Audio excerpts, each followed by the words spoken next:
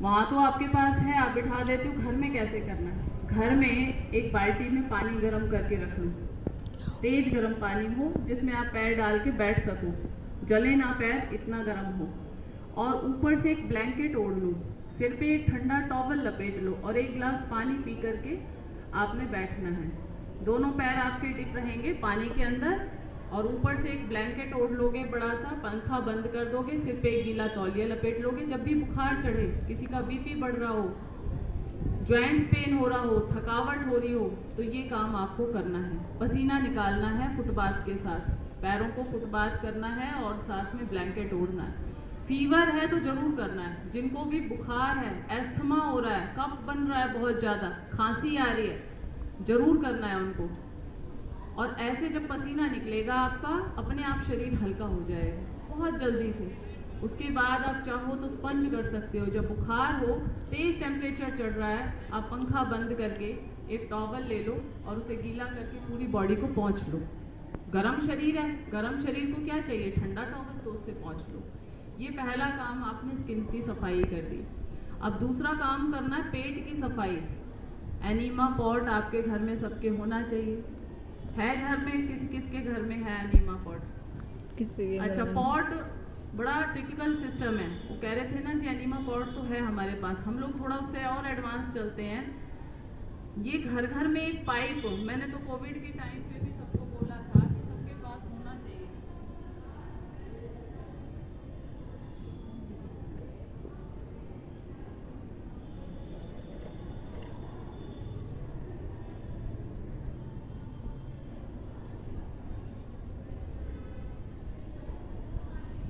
ये ऐसा पाइप आप चाहो तो घर में तैयार कर सकते हो और ये इजी टू यूज है। हमारे पास पॉट वाला एनीमा नहीं होता, ये वाला एनीमा होता है।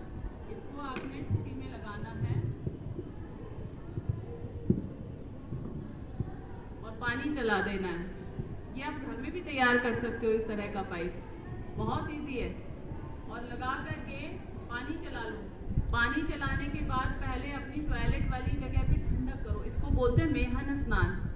मेहन स्नान में हम अपनी टॉयलेट वाली जगह को ठंडा करते हैं, क्योंकि मोस्टली वहाँ पे हीट होती है और उस हीट की वजह से क्या होता है, वहाँ पे पीसीओडी की प्रॉब्लम शुरू हो जाती है। लोअर एब्डोमेन में पेन रहता है, मोस्टली गर्ल्स को पेन रहता है। तो जब हम ऐसे पानी डालेंगे अपने यूट्रस के ऊपर, अपनी नाभि के ऊपर, तो ये हमारा मेहन स्नान हो जाएगा। और मेहन स्नान का जो बेनिफिट है नेचुरोपैथी में बहुत ज़्यादा है।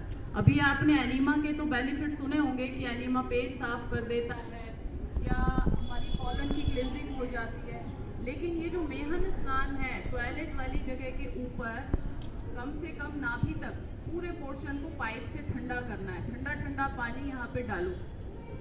आपने कभी देखा होगा घर में छोटे बच्चे होते हैं ना, उनको नहलाती हैं आपकी मम्मियाँ, तो क्या करती है, सबसे पहले नाभि पे पानी डालती हैं, तो वो मेहन स्नान था। फिर टॉयलेट वाली जगह पे पानी डालती है, तुरंत बच्चा टॉयलेट जाता है। ये एक बहुत बड़ी साइंस थी, हमारी दादी नानियों को पता थी, लेकिन आजकल हम भूल बैठे।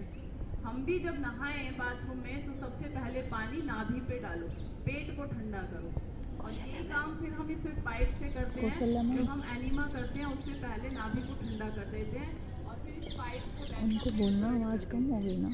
पानी पेट में जा रहा है, मोशन के साथ वापस आ रहा है, पानी पेट में जा रहा है, मोशन के साथ वापस आ रहा है। ये इतना ज़बरदस्त चीज़ है। मैं तो कहती हूँ जैसे वैक्सीनेशन का प्रचार किया गया, जैसे सैनिटाइजर का प्रचार किया गया कि वैक्सीनेशन लगवाओ, इस चीज़ को अगर जन जन तक पहुँचा दिया जाता तो कोविड से एक भी व्यक्ति मरने वाला नहीं था।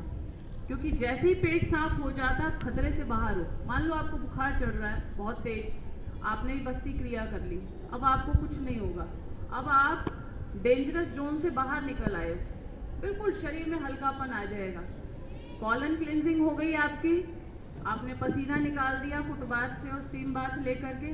अब यहाँ एसिडिटी होती है, एसिडिटी होती है, डॉक्टर कई बार कहेगा जी वॉमिट हो रही है, वॉमिट की भी दवाई खा लो। जब हम बीमार हो जाते हैं, आपने देखा होगा पशु पक्षी प्राणियों को क्या करते हैं, खाना छोड़ देते हैं। घर में गाय हो, भैंस हो, कुत्ता हो, बिल्ली हो, जो आपके पेट हैं, देखा है ना, उनको सबसे पहले खाना छोड़ दें।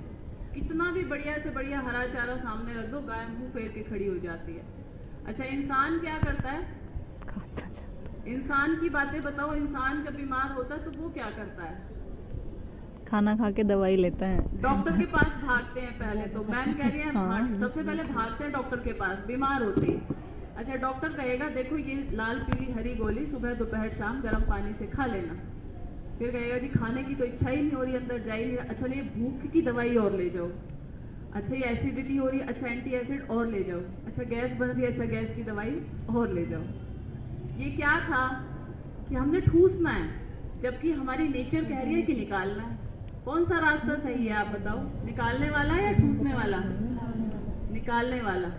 शरीर को सफाई की जरूरत है तो हमने कुंजल क्रिया करनी है। एक जग भर करके पानी ले लो और जग भर के पानी लेके उकड़ू बैठ के काग आसन में। काग आसन कौन सा होता है करके दिखाना बैठे बैठे।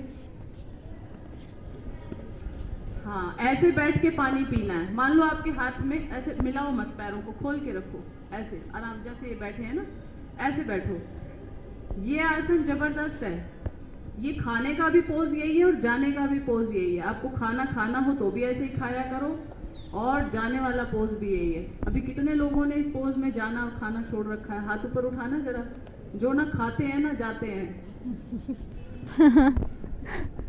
मोस्टली बच्चे अभी यहाँ के देसी उससे जुड़े हुए हैं अपने कल्चर से, इतने ज्यादा अभी एडवांस नहीं हुए हैं, तो इनके अंदर बीमारियां भी कम है।